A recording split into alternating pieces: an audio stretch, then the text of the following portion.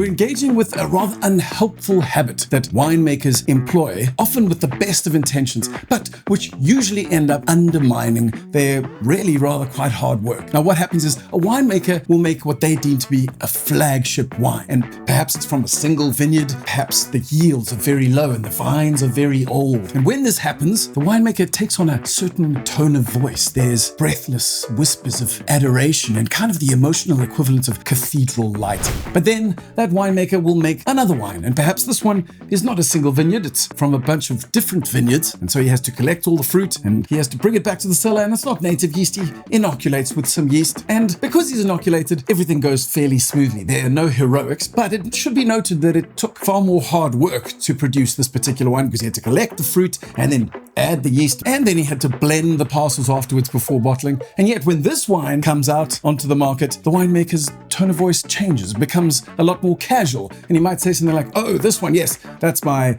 Bry wine.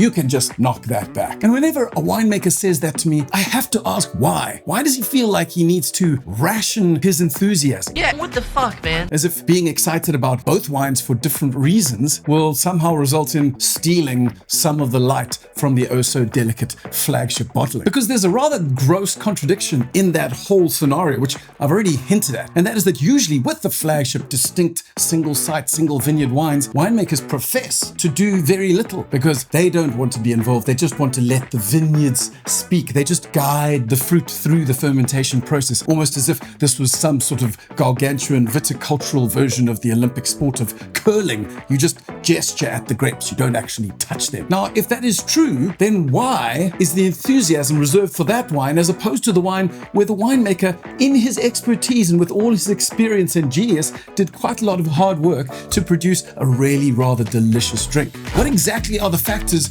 that give us permission to take a wine seriously? Is it vineyard size or